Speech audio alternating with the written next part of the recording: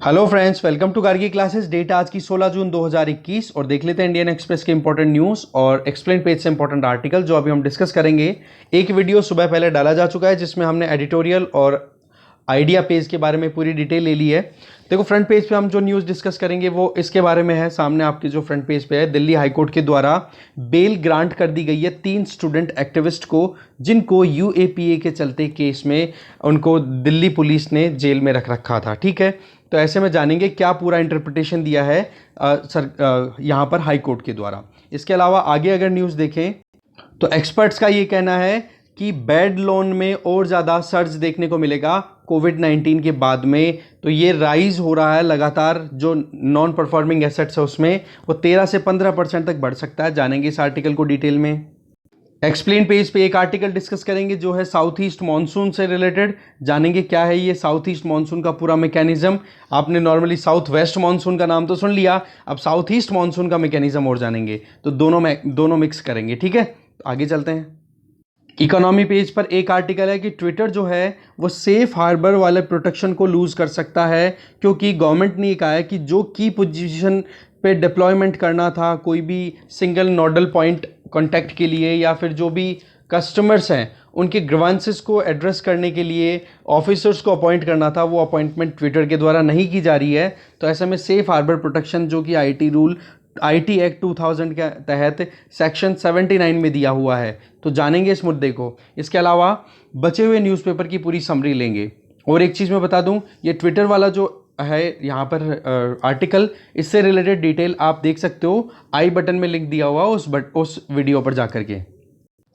तो सबसे पहला आर्टिकल है कि हाई कोर्ट ऑफ दिल्ली के द्वारा ये कहा गया है कि स्टेट अगर लगातार डिसेंट को स्टिफल करने की कोशिश कर रहा है, दैट मीन्स स्टिफल का मतलब होता है कि आप किसी चीज़ को रिड्यूस कर रहे हो या उस पर कर्व लगा रहे हो। ठीक है, तो अगर डिसेंट को लगातार स्टिफल करोगे तो जो लाइन है ना एक्चुअल के अंदर कि डिसेंट होता क्या है और प्रोटेस्ट मतलब राइट टू प्रोटेस्ट क्या है और एक टेररिस्ट एक्टिविटीज़ क्या है। डिसेंट का मतलब तो हो गया कि कोई भी कानून बने तो उसको डेमोक्रेटिक मैनर में लोग जो हैं वो एक ग्रुप में आकर के अपनी तरफ से अपनी असहमति रजिस्टर करवाएं कि हम एग्री नहीं करते हैं। तो ऐसे में जो individuals and citizen of India हैं जिनको राइट टू प्रोटेस्ट मिला हुआ है हमारे कॉन्स्टिट्यूशन के आर्टिकल 19(1) एंड आर्टिकल 19 क्लॉज 1 के section sub clause A and sub clause B के तहत, तो उसको आप एक टेररिस्ट एक्टिविटी से कैसे ज्वाइन कर सकते हो। तो बेसिकली मुद्दा क्या है कि जब पिछले साल सिटीजनशिप अमेंडमेंट एक्ट के ऊपर बातचीत चल रही थी तो एक बहुत ज़बरदस्त प्रोटेस्ट देखने को मिला था, विरोध देखने को मिला था, और उस विरोध में ही ये तीनों इंडिविजुअल्स वहाँ पर पार्टिसिपेट कर रहे थे, जिनमें एक का नाम है नताशा नरवल, एक का नाम है देवांगना कलिता और एक का नाम है आसिफ इकबाल तन्हा। तो इन्होंने बहुत ज़्यादा पार्टिसिपेशन किया था, एक्टिव, ये स्टूडेंट एक्टिविस्ट हैं बेसिकली। ठीक है, तो अब देखोगे कि इसी आंदोलन के चलते दिल्ली में, नॉर्थ ईस्ट दिल्ली की अगर बात करें तो दिल्ली में वहाँ पर दंगे छिड़ जाते हैं, और दंगे छिड़ने के चलते फिर बाद में इन चेहरों को पकड़ा जाता है और इनको जेल में रख दिया जाता है दिल्ली पुलिस के द्वारा। अब ये लगातार कोशिशें कर रहे थे कि हमें बेल मिल जाए, हम बाहर तो निकलें, पर बेल को कहीं ना कहीं रिजेक्ट किया जा रहा है, डिले किया जा रहा था। अब 1 साल बीत गया, तब जाकर के अब दिल्ली हाईकोर्ट ने इस पूरे मुद्दे पर अपनी नज़रें डाली, डिटेल किया, तब जाकर के फिर इनको अब फ्री किया गया है, बेल पे भेजा गया है। केस खत्म नहीं हुआ है, अभी बेल पे ही भेजा है। पर इस बेल पर जाने से चलते चलते हाईकोर्ट के द्वारा बहुत सारे ऑब्जर्वेशन लिए गए हैं। उन ऑब्जर्वेशन के बारे में हम थोड़ा अगर ओवरव्यू ले तो सबसे पहली चीज़ तो यूएपीए जो एक्ट है, इसकी अगर बात करें तो इस एक्ट का फुल फॉर्म यहाँ पर देखिए आप, अनलॉफुल एक्टिविटीज़ प्रिवेंशन एक्ट। ठीक है, तो यहां पर एक तो ये कहा गया, 2 जजेस की बेंच थी ये हाईकोर्ट की, जिसमें एक जस्टिस थे सिद्धार्थ मृदुल, एक थे अनुपम जयराम। तो इन दोनों ने मिलकर के ये कहा कि ये जो एक्ट है यूएपीए, इसको फ्रीवेलसली यूज किया जा रहा है लोगों पर, मतलब बिना सोचे समझे अंधाधुंध तरीके से लोगों पर इसका यूज किया जा रहा है, जो कि गलत बात है। दूसरी चीज, अगर इसी तरीके से कानूनों को आप यूज करते गए तो बोले कानून खुद वीक हो जाएगा, उसकी इंपॉर्टेंस कम होती चली जाएगी। तो ऐसे में एक स्ट्रिक्ट ऑब्जर्वेशन रखनी जरूरत है, तब जाकर के आप किसी के ऊपर भी यूएपीए एक्ट के तहत कोई भी टेररिस्ट कंडक्ट को करने के चलते पनिशमेंट दे सकते हो।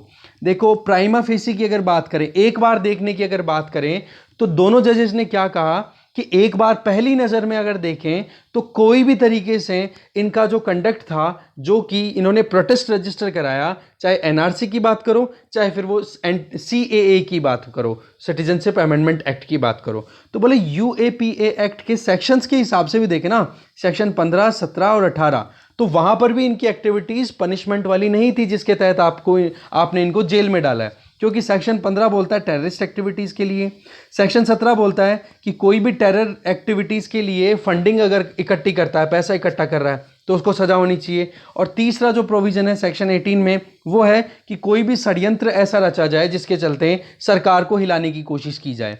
तो ऐसे में बोले इन तीनों सेक्शंस का कोई प्रोविज़न यहाँ पर अप्लाई होता हुआ नहीं दिखाई दिया। उसके बावजूद भी आपने section 43D clause 5 UAPA apply करके इनको पनिश कर दिया। और पनिशमेंट में क्या था इस सेक्शन 43D क्लॉज 5 में, कि आप एडिशनल कंडीशंस अप्लाई कर दोगे, लिमिटेशंस लगा दोगे और रेस्ट्रिक्शंस लगा दोगे। तो ऐसे में इनको अंडर ट्रायल रख करके जेल में डाल दिया गया और पिछले 1 साल से ये लगातार जेल में हैं। तो ऐसे में इनको जब ये कोशिशें कर रहे थे कि हमें बेल मिल जाए कैसे भी करके बाहर निकलने की, तो बेल अब दिल्ली हाईकोर्ट के द्वारा यहाँ पर दे दी गई है। पर अब पॉइंट यह है कि दिल्ली पुलिस ने इनको जेल में डाला था, तो अब वो बोल रहे हैं कि हम बिल्कुल संतुष्ट नहीं है ऑनरेबल हाई कोर्ट के जो वर्डिक्ट है उससे, हम बिल्कुल इसके अगेंस्ट में सुप्रीम कोर्ट में हमारी पिटीशन लगाएंगे। ठीक है, अब कुछ मुद्दे यहां पर उलझे हुए हैं, उन मुद्दों के बारे में डिटेल लेते हैं। इसमें सबसे पहला पॉइंट तो ये है कि सुप्रीम कोर्ट ने प्रीवियसली बहुत सारे ऐसी एक्टिविटीज़ देखी हैं, या फिर जुडिशरी ने बहुत सारी ऐसी एक्टिविटीज़ देखी हैं जिनको पुलिस के द्वारा, लॉ एंड ऑर्डर मेंटेन करने वाली एजेंसीज के द्वारा, या स्टेट मतलब सरकार के द्वारा टेररिस्ट एक्टिविटीज़ कंसीडर कर ली जाती है, टेररिस्ट एक्ट मान लिया जाता है और उनको पनिशमेंट दे दिया जाता है। तो ऐसे में सुप्रीम कोर्ट की कॉन्स्टिट्यूशनल बेंच ने एक बार संजय दत्त के केस में कहा था। संजय दत्त आप जानते हो बॉलीवुड एक्टर हैं, तो इनका 1992 में बॉम्बे में जो मुंबई राइट्स हुए थे, मुंबई में जो दंगे हुए थे, उसके चलते इनको सज़ा होती है। आपने संजू मूवी देखी होगी, उसमें पूरी डिटेल आती है इसकी। तो आप देखोगे कि इस टाइम पर सुप्रीम कोर्ट ने ये कहा कि आप किसी भी कानून को इतना ज़्यादा स्ट्रेच मत करो जिसके चलते कि आप किसी को भी पनिशमेंट देनी शुरू कर दो। तो ऐसे में बात वही हो गई कि एक कानून की जो सीरियसनेस है वो ख़त्म हो जाएगी। तो ऐसे में संजय दत्त के केस को भी यहाँ पर रेफर किया गया हाई कोर्ट के द्वारा। एक चीज़ हमेशा से सवाल उठाई जाती है जब भी कोई कानून बनता है या कानून हमारे यहाँ पर यूज़ किया जाता है, उसमें ये कि जो भी टर्मिनोलॉजी, जो भी सेंटेंसेस यूज़ किए जाते हैं वो वेग होते हैं, मतलब अनक्लियर होते हैं। तो क्लियरिटी नहीं होती है, तो फिर बाद में वो डिपेंड करता है कि आप कैसे उस लॉ को इंटरप्रीट करते हो।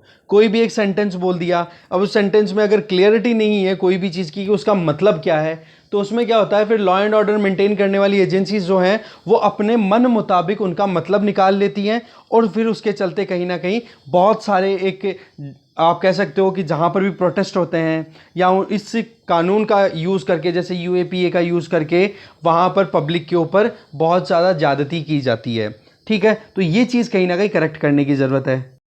इसके अलावा हाई कोर्ट ने यह भी कहा है कि आपने जो कुछ भी पहले जितनी भी इन्होंने बेल की रिक्वेस्ट डाली उनमें, या फिर लोअर कोर्ट्स ने किस तरीके से अपना जजमेंट दिया है, वो बिल्कुल भी ठीक नहीं था। क्योंकि अगर चार्जशीट कोई एक पॉइंट आप मान लो कि उसी के बेसिस पे आप ये फाइनलाइज करो कि भाई हाँ कि इन्होंने टेररिस्ट एक्टिविटीज़ को कंडक्ट करने की पूरी कोशिशें की थी, या इन्होंने पूरी अपनी तरफ से इंटेंशन सेट कर रखी थी कि हाँ वायलेंस हमें क्रिएट करनी है, पर चार्जशीट के अलावा आपके पास में और क्या एविडेंस है जिसके बेसिस पे करते हो? क्योंकि चार्जशीट तो लॉ एंड ऑर्डर मेंटेन करने वाली एजेंसी जैसे कि दिल्ली पुलिस ने तैयार किया, और दिल्ली पुलिस ही फिर इनको अरेस्ट कर रही है, तो आप केवल और केवल एक डॉक्यूमेंट के बेसिस पे इनको पनिशमेंट दे रहे हो। बोलो वो क्लियर करनी जरूरी है, नहीं तो आप इसी तरीके से इन लॉज को मिसयूज करते रहोगे।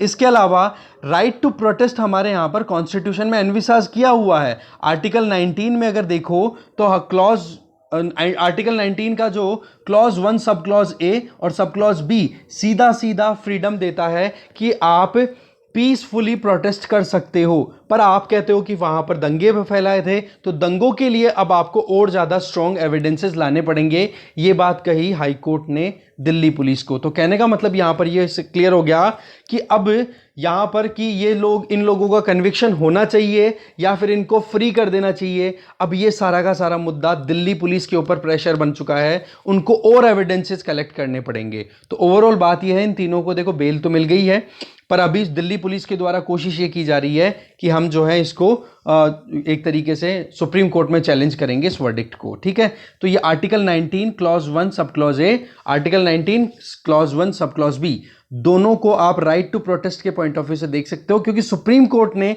खुद ने ये बात कही है। यहां पर देखिए ये केस है कि सुप्रीम कोर्ट ने खुद ने ऑब्जर्व किया है मजदूर किसान शक्ति संगठन वाले मुद्दे में कि भाई राइट टू प्रोटेस्ट जो है वो आपके पास में अवेलेबल है, इसको आप यूज कर सकते हो। क्योंकि एक डेमोक्रेसी को अगर आपको अपहेल्ड करना है तो वहां पर डिसेंट का राइट तो देना ही पड़ेगा, कि अगर सरकार के निर्णयों से जनता अगर खुश नहीं है तो वो वहां पर अपनी आवाज उठा सकते हैं। और ये चीज कहां पर दी हुई है राइट टू प्रोटेस्ट वाली, ये देखिए आपके सामने, हमने ऑलरेडी ये बात कर ली है। ठीक है, तो अब दूसरे पोर्शन पे चलते हैं इसी आर्टिकल के। दूसरा पोर्शन ये है कि यूएपीए का मिसयूज बहुत होता है। इसमें छत्तीसगढ़ में जो ट्राइबल रीजन में रहने वाले नक्सलाइट्स हैं, जो कि अपनी रोजी रोटी कमाने के लिए बहुत कोशिशें करते रहते हैं, तो ऐसे में जो नक्सलिज्म को बढ़ा रहे हैं उनके बदले में आप निर्दोष लोगों के ऊपर कार्रवाई करते हो इस कानून का यूज करके। एक तो मिसयूज ये बताया जा रहा है। दूसरा, जम्मू एंड कश्मीर में भी जर्नलिस्ट को या फिर इनको या फिर जो भी एक्टिविस्ट हैं या मिलिटेंसी को आप सप्रेस करने के चलते इनोसेंट लोगों को वहां पर परेशान करते हो। सेम चीज आप देख सकते हो मणिपुर में, जर्नलिस्ट जो पत्रकारिता करने वाले लोग हैं वो आप देखोगे मिनिस्ट्री ऑफ होम अफेयर्स के द्वारा डेटा सबमिट किया गया था इसी साल में मार्च में। ठीक है, उसमें बताया गया कि लगभग 1126 केसेस जो हैं वो रजिस्टर किए जा चुके हैं यूएपीए के अंडर में, जब से 2019 में इस यूएपीए के तहत। तो इसमें आप देखोगे कि 2015 में जो सिर्फ यूएपीए एक्ट था उसमें 897 केसेस ही रजिस्टर हो रहे थे, उससे बढ़कर के आप कितने पे पहुंच गए हो, 1126 पे, जो कि अपने आप में कहीं ना कहीं एक राइज करता है क्वेश्चन को। दूसरी चीज क्या है, कन्विक्शन रेट एक इंपॉर्टेंट स्टैंडर्ड देख सकते हो, जिसके बेसिस पे हम पता करते हैं कि हाँ वाकई में लॉ एंड ऑर्डर एजेंसीज जो कुछ भी काम कर रही हैं वो सही है या गलत है। क्योंकि मान लो आपने कथित तौर पर किसी को ये देखा कि हाँ ये बंदा गलत है, या फिर ये जो कंट्री की स्टेबिलिटी है, सॉवरेंटी है, नेशनल इंटीग्रिटी है, या फिर जो हमारी सिक्योरिटी है, पब्लिक ऑर्डर है, उसके लिए थ्रेट बन रहा है, तो उसको आपने जेल में डाल दिया। पर पता पड़ता है बाद में जब इन्वेस्टिगेशन होती है, पूरी हियरिंग्स होती है, तब पता पड़ता है कि वो बंदा बिल्कुल निर्दोष था। तो ऐसे में ये मिसयूज जो होता है ना, इसको रोकने की ज़रूरत है। इसके अलावा अगर यूएपीए की बात करें तो यूएपीए जो है वो टाइमलाइन रिलैक्सेशन देता है कि अगर मान लो कि कुछ केसेस तो ऐसे हैं कि हाँ आपको 30 दिन के अंदर, 15 दिन के अंदर, या 7 दिन के अंदर अंदर आपको, या 24 घंटे के अंदर अंदर आपको एफआईआर लॉन्च करानी पड़ेगी, या फिर 6 महीने के अंदर अंदर, ऐसा कुछ मुद्दा है। बट यूएपीए क्या कर देता है कि टेररिस्ट एक्टिविटीज़ को अगर एफआईआर लॉन्च करवानी है उनके अगेंस्ट में, तो टाइम रिलैक्सेशन मिल जाता है। तो ऐसे में आप देखो कि सरकार जो है वो चार्जशीट अपने हिसाब से फाइल करेगी और उनको टाइमलाइन मिल जाएगी, तो इंडियन पीनल कोड के प्रोविजंस को अच्छे से यूज करने में बिल्कुल भी नहीं चूकता स्टेट। कहने का मतलब यहां पर यह है कि यूएपीए का मिसयूज उसकी टाइमलाइन प्रोविजन को लेकर के भी किया जाता है। तो चार्जशीट जो कि लॉ एंड ऑर्डर मेंटेन करने वाली एजेंसीज के द्वारा सबमिट किया जाता है, उसके चलते भी आईपीसी के प्रोविजंस को मिसयूज किया जाता है। देखो सेक्शन 15, सेक्शन 18, सेक्शन 17, इनके बारे में हम ऑलरेडी देख चुके हैं। तो बोला हाईकोर्ट ने ये कहा कि इनकी एक्टिविटीज ऐसी कोई भी नहीं है जिनको आप इस कैटेगरी में डालो, जिसके चलते आप यूएपीए के सेक्शन 43D क्लॉज 5 के तहत इनको सजा दो। सजा नहीं होनी चाहिए थी। इसके अलावा देखो पहले भी एक कानून चलता था जिसका नाम था टाडा, टेररिस्ट एक्टिविटीज़ को रोकने के लिए। तो 1994 में सुप्रीम कोर्ट ने Kartar Singh versus state of Punjab case में कहा था कि आप टाडा का मिसयूज बहुत करते हो, जो कि एंटी टेरर लॉ है टेरर एक्टिविटीज़ को रोकने के लिए। तो इसको करेक्ट करने की ज़रूरत है। तो ये चीज़ें यहाँ पर बताई जा रही हैं। तो मिसयूज़ का भी एक पॉइंट यहाँ पर आ गया है। तो देखो यूएपीए वैसे कंट्रोवर्शियल रहा है, ठीक है, अमेंडमेंट भी हुआ था 2019 में, तो उसको लेकर के आपको थोड़ा सा और डिटेल आउट स्टडी करनी है इसमें, क्योंकि सारी चीज़ें क्या बाकी आगे वही रिपीट हो रहा है कि प्राइमा फेसी इनका कोई भी एक्टिविटीज़ ऐसी नहीं थी जिनको आप कह सको कि हाँ जी इन्होंने कोई इंसाइटमेंट की हो वायलेंस को क्रिएट करने की। ठीक है, इसके अलावा अगर और पॉइंट्स कि टेररिस्ट एक्टिविटीज और नॉर्मल डिसेंट, ऑर्डिनरी क्राइम और टेररिस्ट एक्टिविटीज दोनों में आपको डिफरेंस क्रिएट करने की जरूरत है। 1992 में सुप्रीम कोर्ट की रूलिंग थी, केस था Hitendra Vishnu Thakur versus state of Maharashtra. उसमें यह कहा था कि अगर कोई भी ऐसी एक्टिविटी जो कि पब्लिक ऑर्डर के लिए चैलेंज है तो वो तो एक ऑर्डिनरी क्राइम भी हो सकता है, पर आप उसको एकदम एक्सट्रीम जाकर के टेररिस्ट एक्टिविटी कंसिडर करो तो वहां पर आपको एक क्लियर लाइन खींचने की जरूरत है कि एक ऑर्डिनरी क्राइम किसको बोलोगे और एक टेररिस्ट एक्टिविटी किसको बोलोगे, उसके बीच में एक लाइन होनी जरूरी है। सुप्रीम कोर्ट ने ये बात यहां पे कही थी। तो इन फाइंडिंग्स के बेसिस पे देखो क्लियर बात यही है कि कहीं ना कहीं जल्दबाजी बताई जा रही है हाई कोर्ट के द्वारा, ऑनरेबल हाई कोर्ट के द्वारा, तो इन चीज़ों को करेक्ट करने की जरूरत है। अब देखते हैं, मुद्दा ये है कि अभी सुप्रीम कोर्ट में क्या जाता है। और यहाँ पर देखो स्टेट एजेंसीज को क्राइंग वॉल्फ बोला जा रहा है कि यहाँ पर ऐसे भेड़िए जो कि शिकार करने के लिए निकले हैं, शिकार उनके हाथ से अगर निकलता रहता है तो वो कहीं ना कहीं रोना शुरू कर देते हैं, लाइक दैट। मतलब प्रिटेंड ऐसे करना कि हाँ जी हमने बहुत सही काम किया है, उसके बावजूद भी अगर उनको जो हमारी जो इंडिपेंडेंट जुडिशरी है वो फ्री कर दे तो ऐसे में फिर स्टेट एजेंसीज थोड़ी सी कहीं ना कहीं परेशान हो जाती हैं। ठीक है, तो अब देखते हैं आगे क्या होता है। अभी तक तो स्टेटस ये है कि इन तीनों को एक बार बेल मिल गई है। आगे चलते हैं। नेक्स्ट आर्टिकल है, एक्सपर्ट्स का ये कहना है कि एक और सर्ज देखने को मिल सकता है बैड लोन में, और टोटल बैड लोन्स का अगर परसेंटेज देखो तो वो 13 से 15% तक हो सकता है इस फाइनेंस ईयर में 2021-22 में। देखो इसके पीछे वजह क्या है, कोविड की सेकेंड वेव आई है, तो ऐसे में पिछली वेव जब आई थी तो उसमें तो क्या रीस्ट्रक्चरिंग भी कर दी थी, मॉरेटोरियम भी दे दिया था, सब किया गया था, पर उसके बावजूद भी हम 8% से ज़्यादा कम नहीं कर पाए थे एनपीएस को। यहाँ पे देखो कि पिछला फाइनेंशियल ईयर जो था, फर्स्ट वेव कोविड-19 की आई थी, तो 8% तक हमारे एनपीए थे, जिसमें कि सरकार ने रीस्ट्रक्चर भी कर दिया था लोन को, राइट ऑफ्स भी किए गए थे कि हाँ बैलेंस शीट से हटा दो, बैंकों की बैलेंस शीट को हेल्दी बनाओ, रेगुलेटरी रिलैक्सेशन दिए गए थे, लोन मॉरेटोरियम दिए गए थे, फिर भी हमने कितना एनपीए तक पहुंच गए थे, 8% तक। अब जो है ये परिस्थितियां, तो ये हेल्प देने की तो परिस्थितियों में है नहीं ना, बैंक इस चीज़ के लिए बिल्कुल इंटेंशन रख रहे हैं।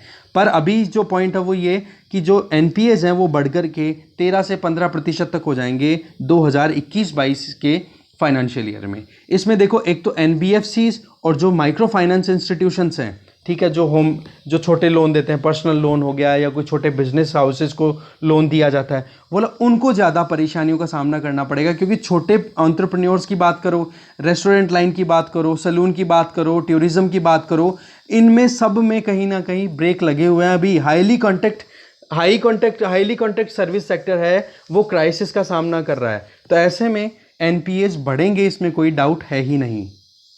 अगर आरबीआई के डेटा की बात की जाए तो रिजर्व बैंक ऑफ इंडिया ने सीधा ये कहा है कि पॉसिबिलिटी ये है कि 2021 सितंबर आते आते 13.5% तक हमारे यहाँ पर बैड लोन हो सकते हैं, जो कि सितंबर 2020 में केवल 7.5% हुआ करते थे।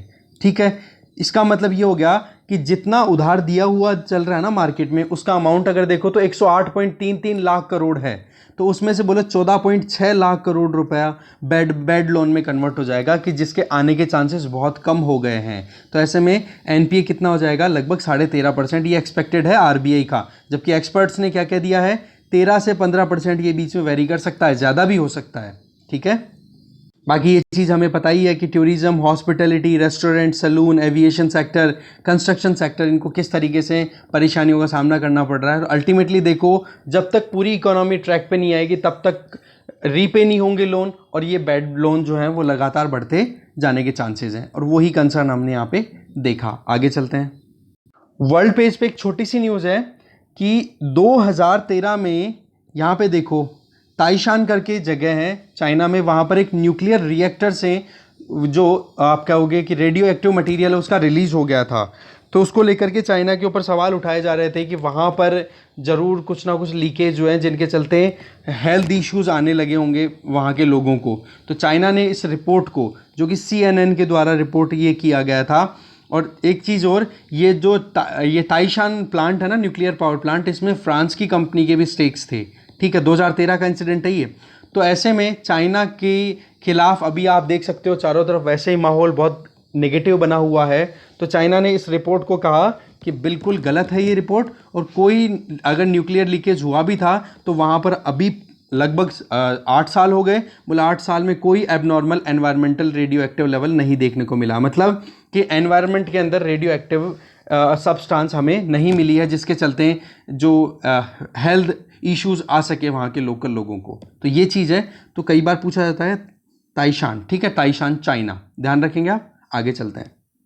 नेक्स्ट आर्टिकल है एक्सप्लेन पेज से कि साउथ ईस्ट मॉनसून का क्या समझें। देखो अभी हमने देखा था, कल परसों ही न्यूज़ थी कि 10 दिन के अंदर अंदर, देखो सबसे पहले हमारे मॉनसून आता है केरला में, ठीक है, मालाबार कोस्ट पे, यहाँ से स्ट्राइक करता है लगभग 1 जून को, और इसी में आप देखोगे यहाँ से साउथ वेस्ट मॉनसून उठता है अरेबियन सी से, ठीक है, और इसमें एक ब्रांच तो हो जाती है अरेबियन सी और दूसरी ब्रांच इधर से यूं घूम जाती है अंडमान आइलैंड्स की तरफ, जिसको हम बोल देते हैं Bay of Bengal sea, Bay of Bengal branch of Indian monsoon, ठीक है।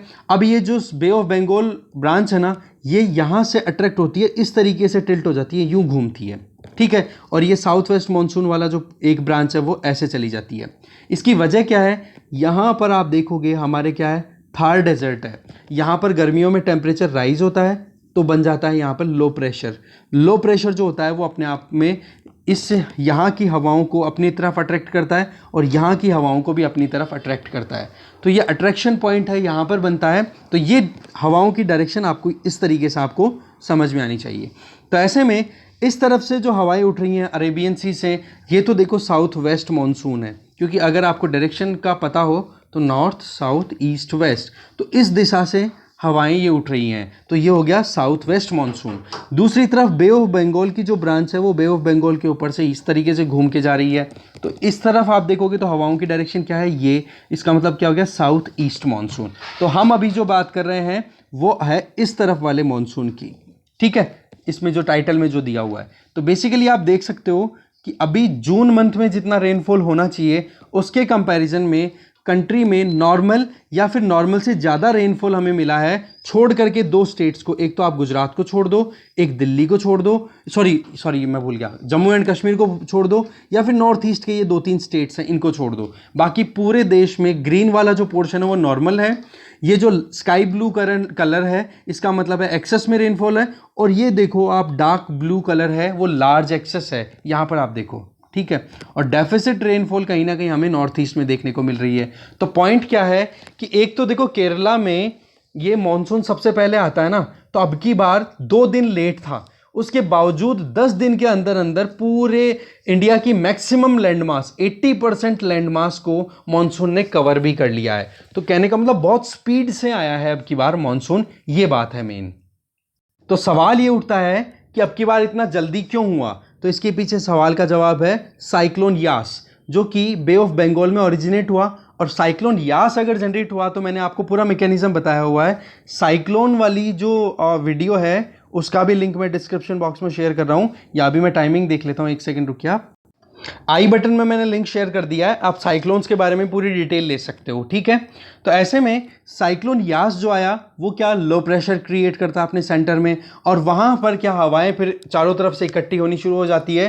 तो ऐसे में बे ऑफ बंगाल की तरफ हवाएं बहुत जल्दी से अट्रैक्ट हुई, और आप देखोगे मॉनसून का अराइवल 21 मई को ही हो गया था अंडमान सी में, ठीक है। तो ये एक वजह है कि साइक्लोन यास के चलते अब की बार मॉनसून बहुत आया, तो वैसे 3 जून को, 1 जून की बजाय 3 जून को, पर पूरे इंडिया की मेन लैंड के ऊपर स्प्रेड हो गया सिर्फ 10 दिन के अंदर अंदर, ठीक है ना। दूसरा जो लो प्रेशर बेल्ट क्रिएट होता है, वो लो प्रेशर बेल्ट ये आप देखोगे बे ऑफ बंगाल से शिफ्ट होता होता उत्तर प्रदेश वाले रीजन तक ऊपर तक शिफ्ट हो गया है। तो अभी अगर लो प्रेशर यहाँ पे बना हुआ है इस वाले बेल्ट में, तो हवाएं यहाँ पर ऑटोमेटिकली खींची आएंगी कि नहीं, बस उसी के चलते पूरे इंडिया के अंदर ये कवरेज जल्दी से हो पाया है, ठीक है। यहाँ पे देखो आप, नॉर्दर्न बे ऑफ बंगाल 11 जून तक पहुँच गया था, और अब ईस्टर्न उत्तर प्रदेश और बिहार के ऊपर आप देख सकते हो ये लो प्रेशर बेल्ट जो है वो लगातार बना हुआ है। और अरेबियन सी से जो हवाएं उठती हैं वो वेस्टर्नली विंड्स उठाती हैं, तो आप देख सकते हो यहाँ से हवाएं इस तरीके से डायरेक्शन में जाती है। तो पॉइंट क्या आ रहा है कि ओवरऑल लैंडमास इंडिया का जो है वो कवर हो गया। आप देखो स्टेट स्पेसिफिक हमें जानने की ज़रूरत नहीं है, पॉइंट जो था मेन कि इतनी जल्दी क्यों आया है वो हमने जाना। अब बात यह है क्या ये अनयूजुअल इशू है, या ऐसा हर बार ही होता है या फिर पहले कभी नहीं हुआ, पहली बार ही हुआ है? तो देखो 2011 से लेके अब तक का डेटा अगर हम देखें तो 4 ओकेजन्स की बात करो आप, 2020 का मानसून, 2018 का मानसून, 2015 का मानसून और 2013 का मानसून। इसकी अगर बात करें तो मानसून ने है ना पूरे कंट्री को जून के अंदर अंदर ही कवर कर लिया। ठीक है, अभी जून आज 16 तारीख की है, तो ऐसे में ऐसे इंसिडेंट्स पिछली साल भी हुए थे। पिछली साल मानसून में भी 2018, 2015, 2013, इसके अंदर आप देखो 1 से 16 जून में ही पूरा कवर कर दिया। इधर 28 मई से 29 जून तक किया था, थोड़ा एक्सटेंडेड था, पर जून के अंदर ही हो गया था। ठीक है, तो ये 4 साल ऐसे हैं जिनके अंदर जल्दी से मानसून ने कवर कर लिया। और बचे हुए 7 साल का जो मानसून है उसमें देखो मेजर सिटीज़ में इनमें डिले होकर के पहुंचा था। साइक्लोन वायु और साइक्लोन मोरा, साइक्लोन वायु आया था 2019 में, साइक्लोन मोरा आया था 2017 में। इन्होंने मॉनसून को डिले करने का काम किया था। तो इसका मतलब क्या हो गया कि साइक्लोन्स का मॉनसून के ऊपर सीधा असर है। साइक्लोन यास ने तो क्या किया, मॉनसून को जल्दी से स्प्रेड करवा दिया, और दूसरी तरफ साइक्लोन वायु 2019, साइक्लोन मोरा 2017, इन्होंने साइक्लोन मॉनसून है उसको डिले किया था। तो ऐसे में ये मैकेनिज्म बहुत कॉम्प्लेक्स है मॉनसून का। ठीक है, जिसमें एक बार तो आप टेम्परेचर की बात करते हो, फिर आप जेट स्ट्रीम का मैकेनिज्म की बात करते हो, फिर कोटेश्वरम की जो जेट स्ट्रीम कॉन्सेप्ट है वो भी आता है। कहने का मतलब ये है कि मॉनसून मैकेनिज्म जो है ना वो बहुत ज़्यादा कॉम्प्लेक्स है इंडिया का। तो ऐसे में केवल साइक्लोन्स का एक पॉइंट बनता है, ऐसा नहीं है कि हर बार साइक्लोन का यही असर आएगा। जैसे हमने देखा कि ये दोनों साइक्लोन ने तो डिले कर दिया था, जबकि यास ने और ज़्यादा स्ट्रॉन्ग किया है मॉनसून को। तो ये थोड़ा सा डिफरेंस है, तो अब की बार साइक्लोन का असर है। इसके अलावा मॉनसून की बात करें तो नॉर्मल कंडीशंस में आप देखोगे तो जून के अंदर ऑल ओवर इंडिया कवर हो जाता है, और जब नॉर्थ और नॉर्थ वेस्ट इंडिया को कवर कर लेता है ना, इसका मतलब हो गया कि इंडिया में पूरा कवरेज हो गया है। क्योंकि सबसे लास्ट में मॉनसून कहाँ पर आता है, इस वाले रीजन में। ठीक है, हवाएं इधर से जा रही हैं और हवाएं इधर से घूम के आ रही हैं, तो अल्टीमेटली एंड कहाँ पर है, ये नॉर्थ और नॉर्थ वेस्ट रीजन। तो अगर ये कवर हो गया इसका मतलब हो जाता है कि मानसून पहुंच गया। पर अब की बार तो राजस्थान में भी मानसून आप देखो कितनी जल्दी आ गया। तो ऐसे में मानसून का अराइवल बहुत जल्दी है, कवरेज बहुत जल्दी है। अब बात आ जाती है सवाल कि क्या ये पेस जो है ये कंटिन्यू रहेगा। तो एक्सपर्ट्स का ये कहना है कि अब अराइवल तो हो गया, पर उसके बावजूद भी अभी एक्सपेक्टेड ये है कि आने वाले टाइम में थोड़ा सा मानसून वीक पड़ेगा, क्योंकि जो लो प्रेशर है, लो प्रेशर बेल्ट है, वही खींच रहा है हवाओं को अपनी तरफ, और लो प्रेशर थोड़ा सा डिक्लाइन करेगा।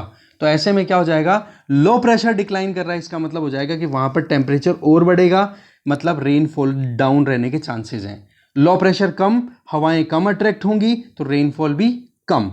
ठीक है, और रेनफॉल कम तो उस केस में आपको पता ही है कि अभी भी जून चल रहा है, भूलो मत, अभी भी जो सन है वो ट्रॉपिक ऑफ कैंसर पे 21 जून को आएगा, 6 दिन लेट है। तो ऐसे में गर्मी बढ़ेगी, और यही चीज़ बताई जा रही है कि राजस्थान वाले रीजन में तो 42 डिग्री सेंटीग्रेड तक टेम्परेचर अभी भी नॉर्मल कंडीशंस में चल रहा है। अगर बादल हट जाए ना ये पूरे क्लाउड्स, तो ऐसी परिस्थितियां बताई जा रही है। ठीक है, अरेबियन सी ब्रांच और बे ऑफ बंगाल ब्रांच का हमने ऑलरेडी देख ही लिया है। फिर बात आ जाती है कि क्या ये जल्दी आना मॉनसून का ओवरऑल रेनफॉल को एक्सेस में बताएगा। तो ये तो कहा नहीं जा सकता, क्योंकि पीछे भी बहुत बार ऐसा हुआ है कि जल्दी मॉनसून आ गया पर रेनफॉल जो है वो नॉर्मल कंडीशंस से कम मिली है। पर अब की बार थोड़ा सा ये है कि कुछ ऐसे रीजन्स है जहां पर नॉर्मल कंडीशंस में जो जून में रेनफॉल होती है उससे 170 mm तक भी, मतलब बहुत ज़्यादा एक्सेस में हमने देखा ना। अभी यहाँ पर आप ये देखो, डार्क ब्लू वाला रीजन, सेंट्रल इंडिया वाला ये वाला पोर्शन, यहाँ पर रेनफॉल जून में जितना होता है उससे बहुत ज़्यादा रेनफॉल रिसीव हो चुका है।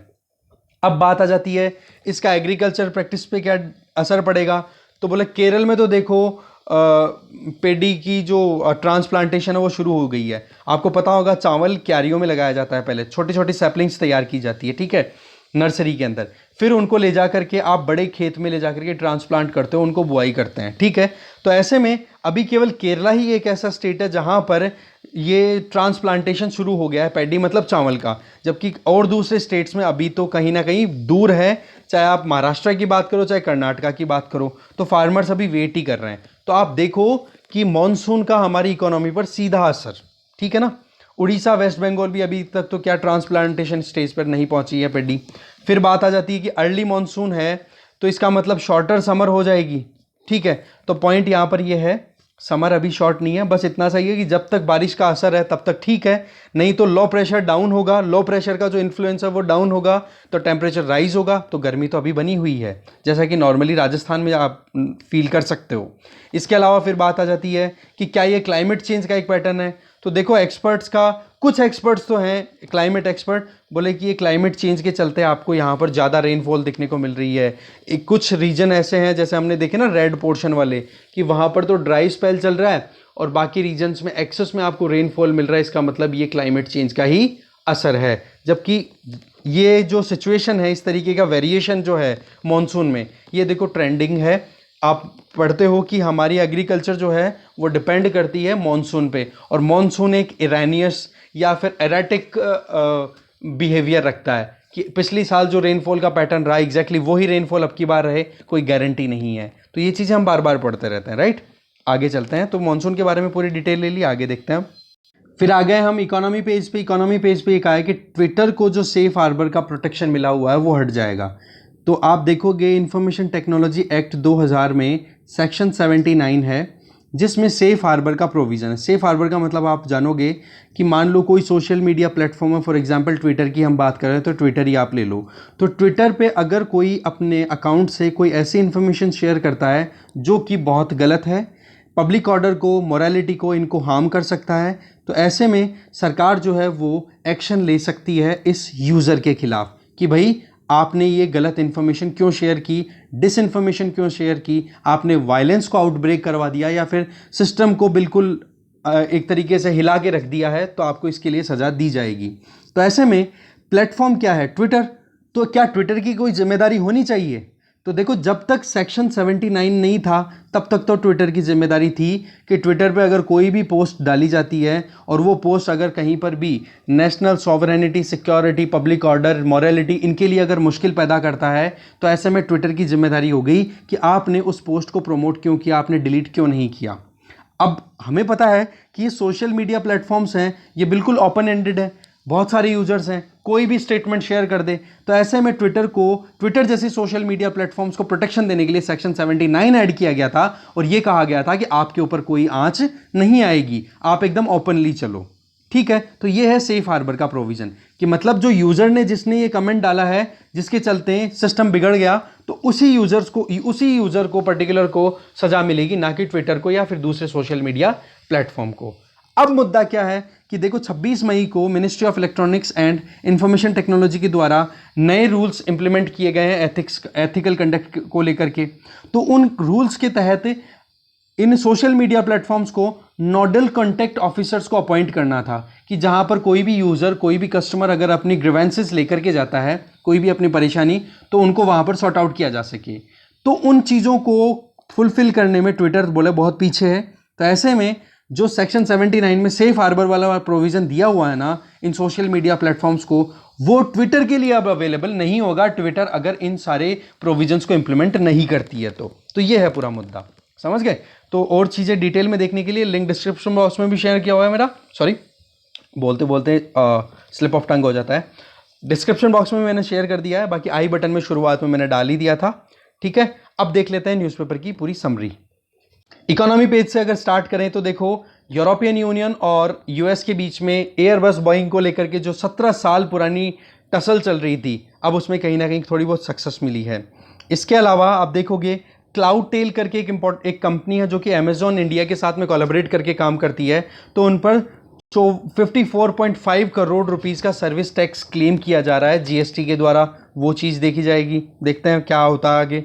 इसके अलावा बीपीसीएल जो कि स्टेट ऑन्ड कंपनी है, उसमें डिसइन्वेस्टमेंट की बात चल रही है क्योंकि बजट में अनाउंस कर दिया गया था बीपीसीएल या फिर एलआईसी, बोले इनके हम आईपीओज रिलीज़ करेंगे, गवर्नमेंट पैसा राइज करेगी इनसे। ठीक है, तो कैबिनेट के पास में प्रपोजल जाएगा अब डिपार्टमेंट ऑफ, यहाँ पे देख सकते हो आप, department of promotion of industry and internal trade DPIIT के द्वारा ये रिक्वेस्ट डाली जा रही है। अब कैबिनेट इसमें देखेगा कि 100% तक हमें इसमें डिसइन्वेस्टमेंट करना है कितना, क्योंकि गवर्नमेंट का जो स्टेक है ना इसमें बीपीसीएल में वो 53% के अराउंड है। बाकी आगे देखेंगे कैबिनेट क्या आगे अप्रूवल लेती है। इसके अलावा ये देख सकते हो आप पेंडेमिक वॉच में कि लॉकडाउन के चलते देखो जीडीपी में तो ग्रोथ में तो डाउन हुआ है, पर ओवरऑल फाइनेंशियल वेल्थ की बात करें तो इंडिया में 3.4 ट्रिलियन डॉलर की वेल्थ हो चुकी है। ठीक है, ये बताया जा रहा है इसके अंदर। एक्सपोर्ट जो है वो 6.9% रेज हो गया है। आप देख 69.4% राइज हुआ है मई में, ये चीज़ बताई जा रही है। बाकी और कुछ यहाँ पर इंपॉर्टेंट है नहीं। आगे चलते हैं, पीछे मतलब पीछे के जो आर्टिकल्स है वो देख लेते हैं एक बार। एक्सप्लेन पेज पे ये बताया जा रहा है कि कोविड-19 जिसके हो गया उन पेशेंट्स के दिमाग में भी स्वेलिंग या इन्फ्लामेशन देखने को मिला है, ये चीज़ बताई जा रही है। और एस्ट्राजेनेका और मतलब ऑक्सफोर्ड एस्ट्राजेनेका वैक्सीन जिसको हम यहाँ पर क्या बोलते हैं, कोविशील्ड, है ना। तो ऐसे में डेल्टा वेरिएंट जो है ना कोविड का, जिसके चलते हमारे यहाँ इंडिया में अभी सेकेंड वेव आई है, तो उसको कंटेन करने में बहुत हद तक सक्सेसफुल मतलब सक्सेस आ रही है कोविशील्ड की, ये बताया जा रहा है स्टडीज़ में। बाकी ये पॉलिटिक्स का है, कुछ काम का नहीं है। और देखते हैं वर्ल्ड पेज पे आप देखोगे तो चाइना ने ये कहा नेटो से कि भाई आप ये जो थ्रेट थ्योरी बना रहे हो ना कि चाइना सिक्योरिटी चैलेंज है, तो उसको आप थोड़ा सा क्लियर करो, इतना ज़्यादा बड़ा चढ़ा करके मत बनाओ माहौल, ये गलत बात है आप लोगों की।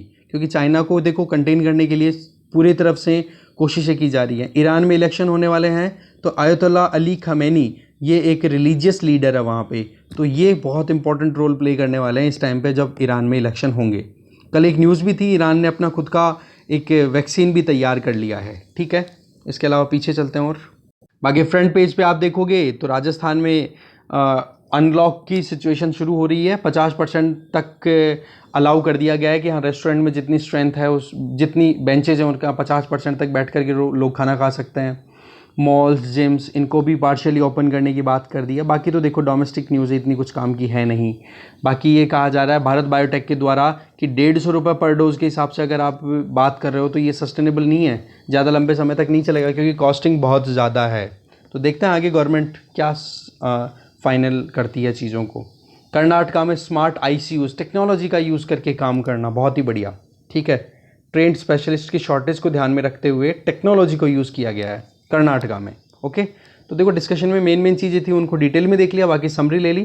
Thank you.